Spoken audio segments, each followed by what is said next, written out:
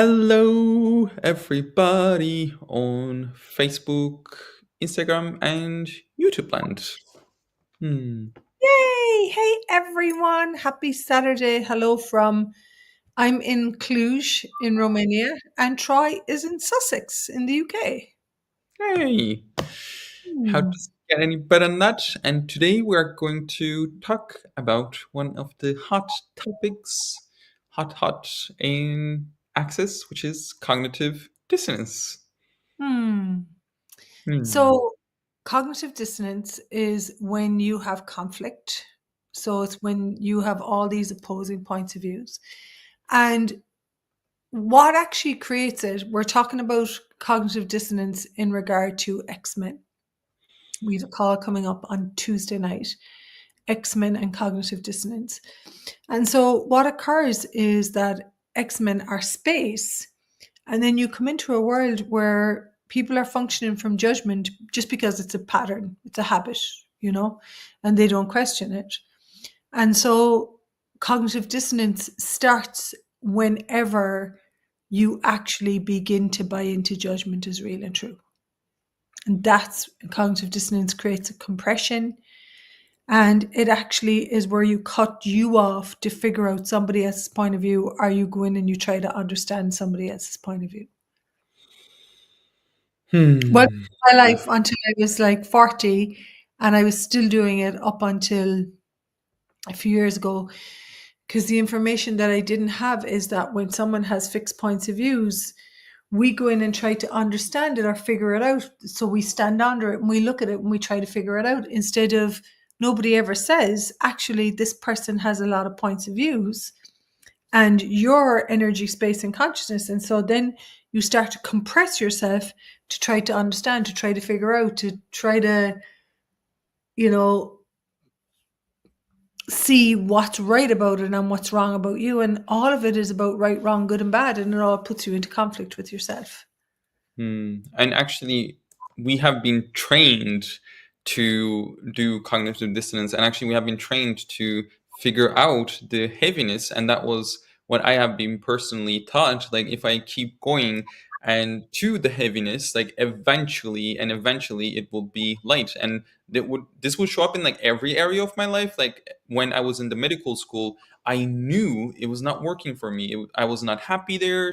I was not having a sense of ease. My body was not happy, and yet every time that I talk with someone, they will tell me that if you just keep going, in the end you would be happy. And I would talk with my teachers, and they would go like, "Oh, actually, you're not gonna be happy. It's gonna get even more difficult." And like there was so much insanity that was going on around me, and I had the point of view that eventually, if I figure this out, if I make a sense out of it, that will give me a way out, or maybe I would be able to function in all of this insanity. But actually, that's all the cognitive dissonance that we do to understand the insanity that we have been sold that is real and true, that's actually not true for us. And when we do choose what lights us up and bring a sense I mean, of space.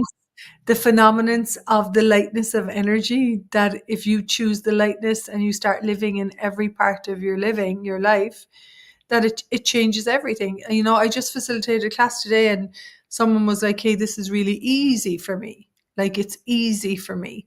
And I, Hmm.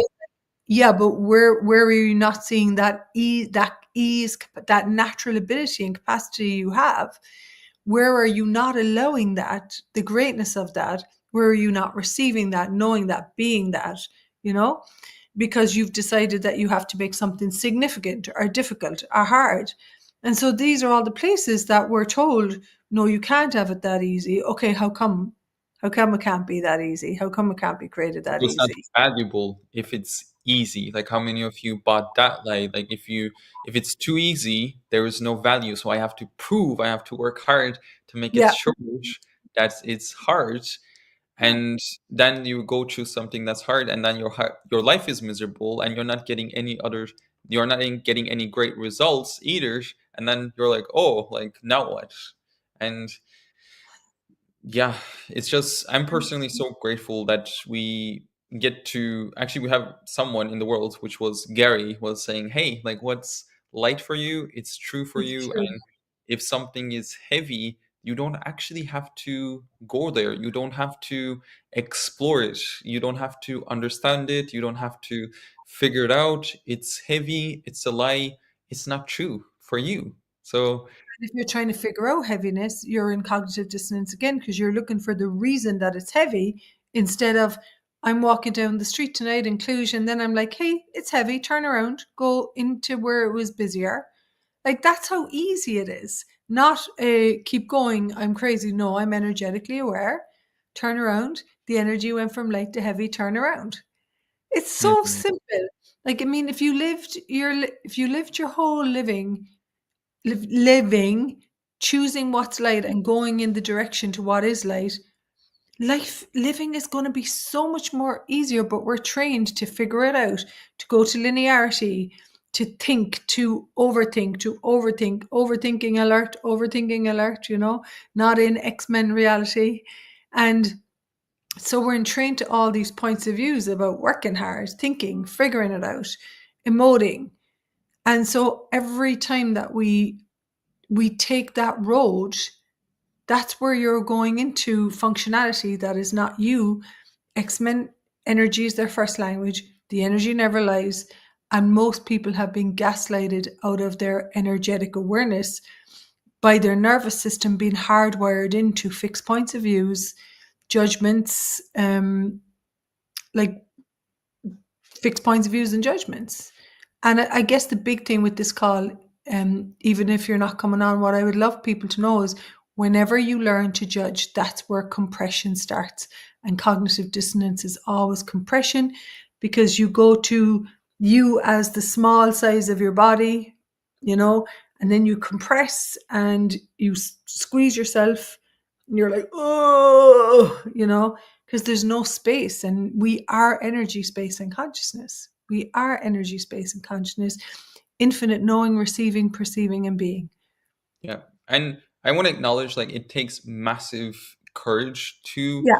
choose that as well, like choosing to not go to cognitive dissonance, choosing to follow what you know and choosing what's light for you, because everybody around you will or may tell you, like there may be some rare people around you that actually do support you to follow what you know and do follow what is light for you, and most of the people will not, and they will say there is no such a thing exists, you're making all of this up. And I get like that's where we have been heavily gaslighted, especially with X-Men. Like we are aware of all of this reality that's going on. Like how many of you knew there was something off with that person, like there was something off, there was just like something not Yeah. correct.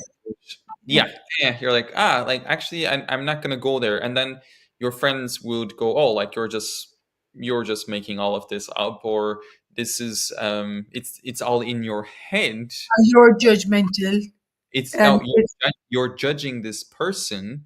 And you're then not you're actually acknowledging where they're functioning from. The energy is off. exactly. And you're so energetic, and then your first language is energy, like you know that immediately, and then you buy into all of these lies, all of these point of views, all of these structures, all of this form, and then you go into cognitive dissonance, going, oh, like as though that you can understand that all that insanity, all that structure, all that form. And then You just catch you and you twist you.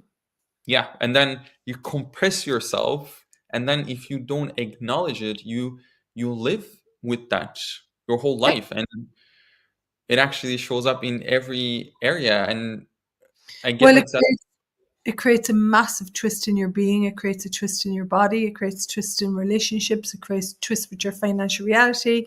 It creates twists with the way you work. It's so twisted because none of it is lightness and choice and knowing what you know, trusting what you know, following the energy. Yeah.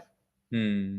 Yeah, and I get like that's why we want to do this two-part series, so we can actually come on to this call and explore like where is this places that you actually think that you're insane or there's something extremely and dynamically wrong with Wrong you. with you. Like, Yeah. and I personally had this point of views. I was like, I am wrong. Like, I am dynamically wrong. I am not working. There's something wrong with me. I should have fit in. And I tried to go down on that road, which just lead me to more darkness, more heaviness, More and compassion. more compression. And the only thing personally for me started to really change it was looking at what is right about me that I'm not getting. And I would love to ask all of you, like, what is right about you that you are not getting? And maybe most of the people around you are not getting. And what if they don't have to? Like, what if you could be the first person that have your own back and instead of going to the wrongness of you, could start to explore what is right about you. And the big thing in this is that X-Men are spherically aware. So they're aware of past, present, and future. And it's really trusting that you are aware. And then really, I'm saying recognizing when you're in judgment and when you add judgment to your awareness, just having awareness, making choices, and actually creating your life and putting your energy into choosing what you would like to have instead of spending days, or in my case, sometimes months trying to figure, or years. Some people are, I mean, I know I was a year in therapy trying to figure out someone's behavior towards me when I was a kid, and it got me nowhere because Mm, because it wasn't about me. That person was just looking for control and power over. And so this is where we try and figure out people's behaviors instead of just receiving those behaviors were insanity and hashtag not personal, and getting on and choosing your life and choosing to be happy and choosing to make choices that support you to grow and have a beautiful way of living. And I want to acknowledge like it is possible. Like it is possible for you Yeah. to create the life and living that you know like that can be possible. And like for me, I actually gave that up because I didn't have the correct tools, like the tools that was given to me, like get it right, do what's good, not do what's bad. And I tried to follow that road, and the more that I go into that road, I was just like getting like more squashed. And And I suffering. yeah, And like suffering. something. And I was like, I was not enjoying being on the planet Earth. And like when I really starting to ask questions, stop Mm. cognitive dissonance, and like following what's like for me, like everything turned 180 degrees, and like consciousness and universe do have your back when you choose. Choose to have your own back. Yeah. Yeah. So are you willing to support you?